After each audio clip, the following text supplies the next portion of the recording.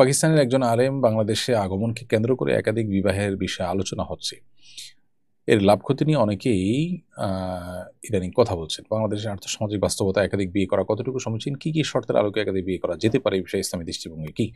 কেউ যদি একাধিক বিবাহ করবার জন্য শারীরিক, আর্থিক এবং সার্বিকভাবে প্রস্তুত থাকেন, তিনি যদি একাধিক বিয়ে করলে একাধিক স্ত্রীর প্রতি সমতা বজায় রাখার ব্যাপারে দায়িত্বশীল আচরণ করতে পারবেন, সেই কনফিডেন্ট, সেই আত্মবিশ্বাস তার নিজের প্রতি নিজের থাকে, তাহলে তিনি একাধিক বিবাহ করতে পারেন।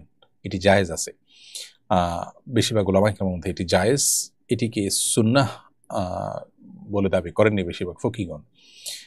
কিন্তু একদিকে যেমন একাধিক বিয়ে করাটাকে দোষী বিষয় মনে করা হয় আমাদের সমাজে, সেটা যেমন একটি দুর্ভাগ্যজনক বিষয়, একটা শরিয়া সিদ্ধ বিষয়, নবী সাল্লাল্লাহু আলাইহি ওয়াসাল্লামের জীবনে যেটার উপর আমল ছিল, সেরকম একটা বিষয়কে আপনার আসামির কাঠগড়ায় দাঁড় করানোর একটা প্রবণতা যেন আমরা দেখি, বা সেটাকে দোষের চোখে দেখার একটা প্রবণতা যেরকম আমাদের সমাজে লক্ষ্য করা যায়।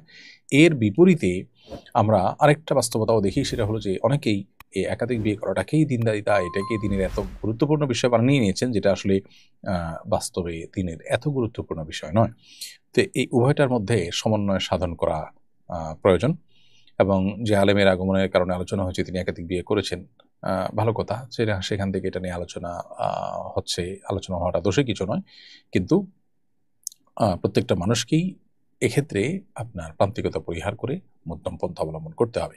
আর বাংলাদেশের আর্থসামাজিক বাস্তবতার ভিত্তিতে একাধিক বিয়ে করা সমীচীন অসমীচীন এরকম বলার কোনো সুযোগ নেই। শরিয়ার বিধান সকল সমাজের জন্য সমানভাবে প্রযোজ্য। অতএব যার বাংলাদেশে একাধিক বিয়ে করার নিড আছে, তার জন্য বিয়ে করা জায়েজ। এটাকে খারাপ চোখে যদি কেউ দেখেন, তার ইমানি টানাটানি দেখা দিবে। শরিয়া যেটাকে হালাল করেছেন সেটাকে হারাম মনে করলে, আল্লাহ যেটাকে সুযোগ রেখেছেন সেটাকে খারাপ মনে করলে, সেক্ষেত্রে আপনার ইমান নিয়ে পর্যন্ত টানাটানি দেখা দিবে। এটা বাংলাদেশের আর্থসামাজিক ব্যবস্থার জন্য আলাদা কোনো বিধান এখানে প্রযোজ্য নয় শরিয়া দৃষ্টিকোণ থেকে। সো অন্য 10 জায়গায় যেরকম বিয়ে করতে হলে ইনসাফ বজায় রাখতে হবে, শারীরিক এবং আর্থিক এবং সার্বিক সক্ষমতা থাকতে হবে, বাংলাদেশেও একাধিক বিয়ে করতে হলে আপনাকে সেই জিনিসটি আপনার থাকতে হবে, নিশ্চিত করতে হবে।